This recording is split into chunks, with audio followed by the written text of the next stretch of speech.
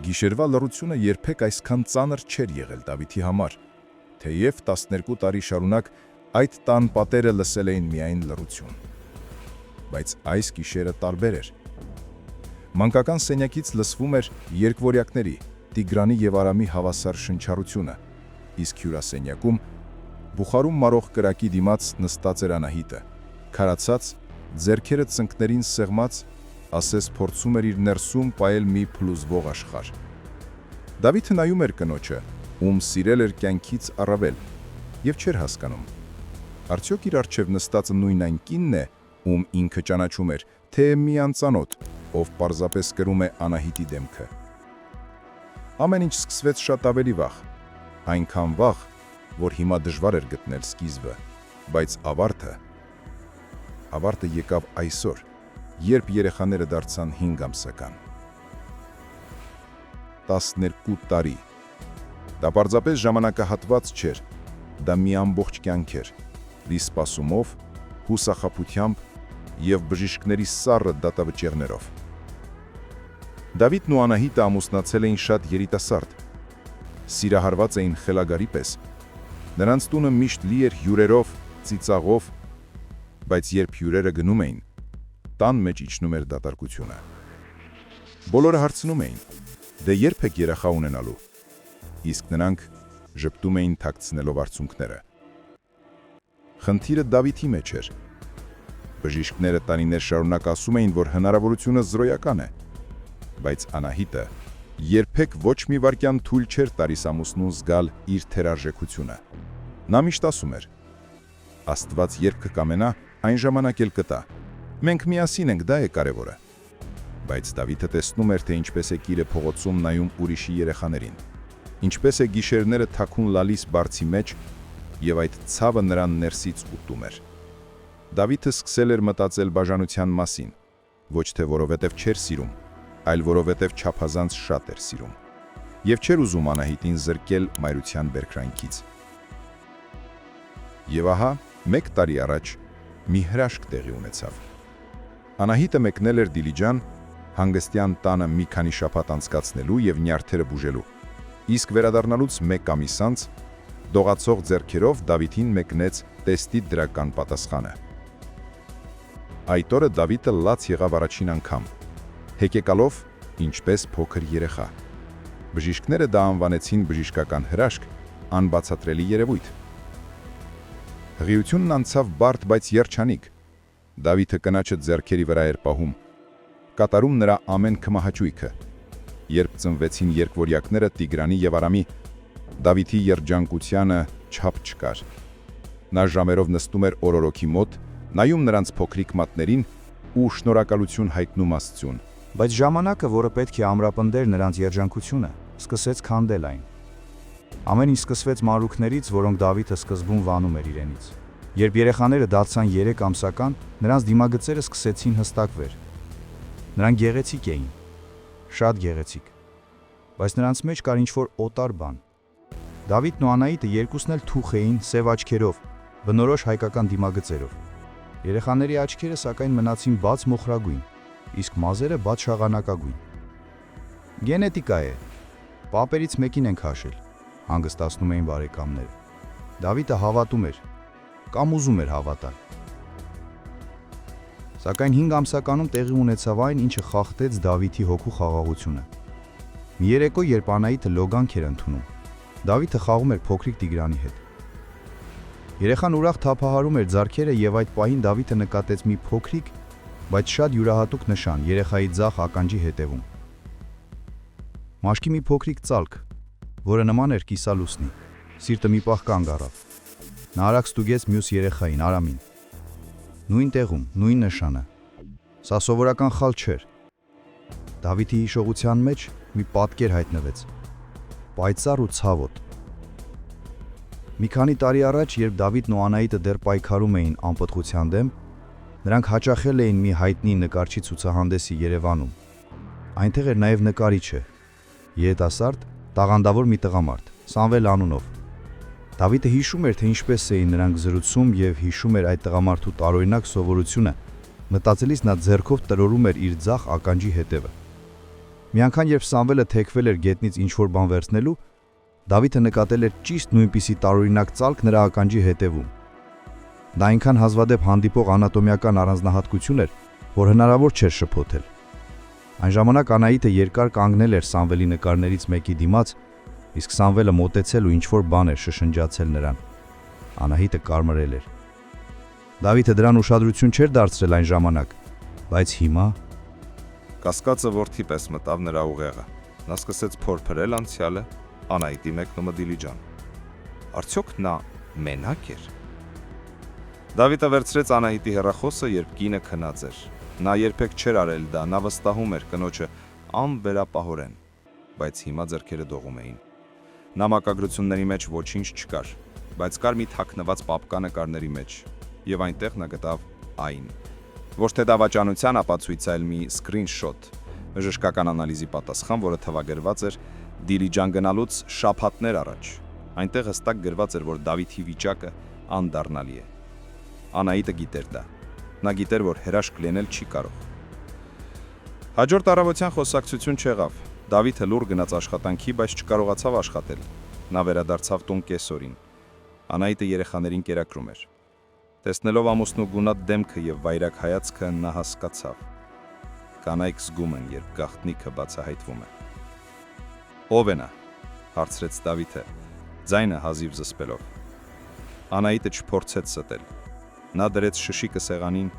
խորը շունչ քաշեց եւ նայեց ամուսնու աչքերի մեջ։ Նրա հայացքում վախ չկար, կար միայն անասելի թախիծ եւ սեր։ Նա Սամվելն է, ասաց Անահիտը։ Դու ինձ դավաճանեցիր։ Դավիթի ձայնը կոտրվեց։ Այսքան տարի եւ դու գնացիր ուրիշի մոտ։ Ես դա արեցի քեզ համար։ Անահիտի աչքերից արցունքներ հոսեցին։ Դավիթ, լսիր ինձ։ Ես տեսնում եի, թե ինչպես ես դու մեռնում ամեն օր։ Ես տեսնում եի, որ առանց երեխայի դու կորցնում ես քեզ, կորցնում ես մեզ։ Բժիշկներն ասացին, որ հույս չկա։ Ես չէի կարող թույլ տալ, որ դու տարապես։ Ես որոշեցի հղիանալ ուրիշից, որպեսի քեզ պարգևեմ հայրության բերկրանքը։ Ես ուզում էի, որ դու հավատաս հրաշքին։ Դավիթը բռնել էր գլուխը։ Նա ուզում էր գոռալ, ջարդ ու փշուր անել ամեն ինչ, բայց Անահիտի խոսքերը մեղվում էին սրտի մեջ։ Դու պլանավորել էիր դա։ Դիլիջանը։ Այո։ Ես գտա Սամվելին։ Ես գիտեի, որ նա քեզ նման չէ բնավորությամբ, բայց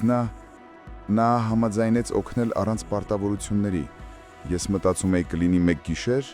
ես կհղիանամ, կվերադառնամ ու մենք կլինենք երջանիկ։ Ես մտածում էի, որ դա զոհաբերություն է իմ կողմից, հանուն մեր ընտանիքի։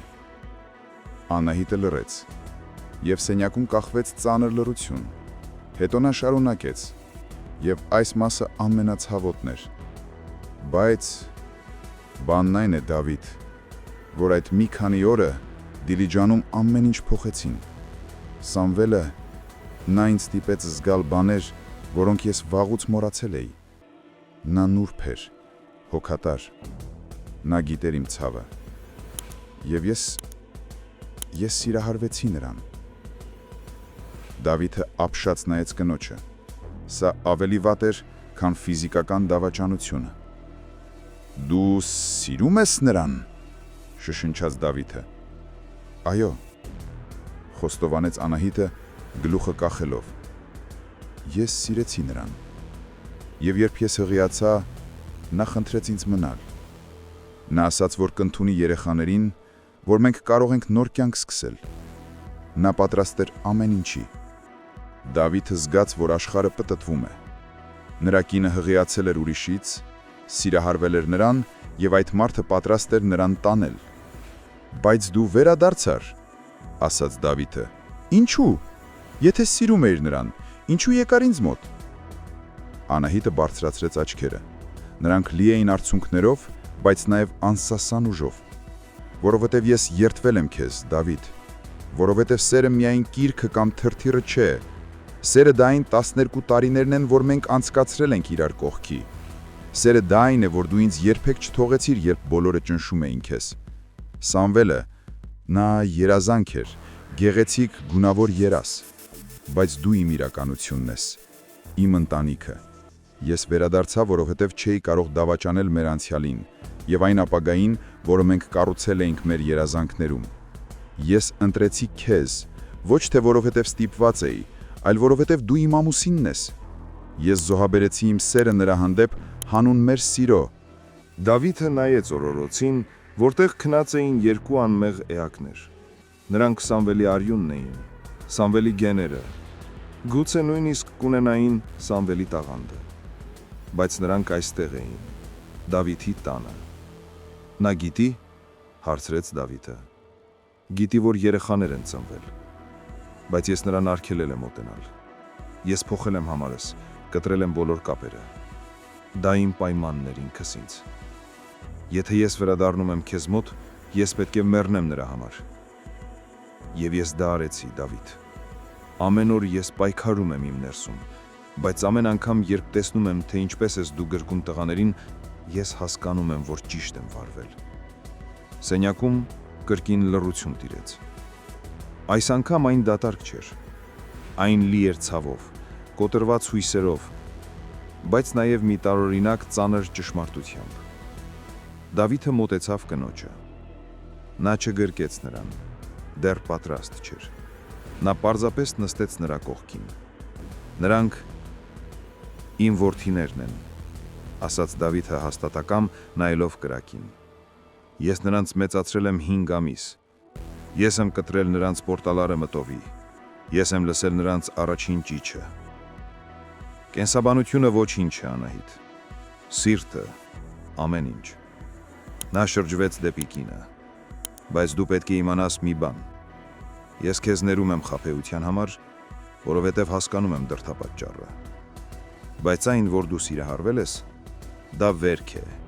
որը երկար ժամանակ չի սպիանա։ Մենք կապրենք միասին։ Մենք կմեծացնենք Տիգրանին ու Արամին։ Բայց դու պետք է ամեն օր, ամեն ժամ ապացուցես, որ քո ընտրությունը վերջնական է։ Անահիտը բռնեց ամուսնու ձեռքը։ Դավիթը չհեռացվեց այն։ Ես խոստանում եմ, շշնջաց նա։ Ես կլինեմ լավագույն մայրը եւ հավատարիմ կինը։ Իմ սիրտը գուցե մի պահ շեղվել է, բայց իմ հոգին միշտ այս տանն է եղել։ Տարիներ անցան, երկորյակները մեծացան, դառնալով խելացի եւ տաղանդավոր տղաներ։ Նրանք ունեին հրաշալի նկարչական ձիրք, որը բոլորը վերագրում էին ինչ-որ հեռավոր պապիկի։ Դավիթը երբեք չխոսեց այդ մասին։ Նա սիրեց այդ երեխաներին ավելի շատ, քան որևէ հարազատ հայր կարող էր սիրել։ Անահիտը պահեց իր խոստումը։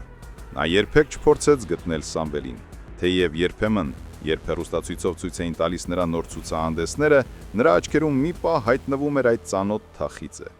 Բայց նա անմիջապես անջատում էր հեռուստացույցը եւ գնում ամուսնու մոտ սուրճ տեսնելու։ Նրանց ընտանիքը մնաց կանգուն, դրսից այն թվում էր կատարյալ, բայց ներսում նրանք գիտեին գինը։ Դա մի պատմություն էր մեծ սիրո, մեծ զոհաբերության եւ այն մասին, որ երբեմն ճշմարիտ ընտանիքը կառուցվում է ոչ թե արյան, այլ որոշման եւ ներելու կարողության վրա։ Դավիթը հաղթեց ոչ թե նրանով, որ ստիպեց կնոջը մնալ, այլ նրանով, որ կարողացավ սիրել այն երեխաներին, ովքեր խորհրդանիշն էին իր կնոջ սիրո ուրիշի հանդեպ, եւ այդ սիրով նա մաքրեց ամեն ինչ, դարձնելով նրանց իրենը, եւ դա էր ամենամեծ հաղթանակը։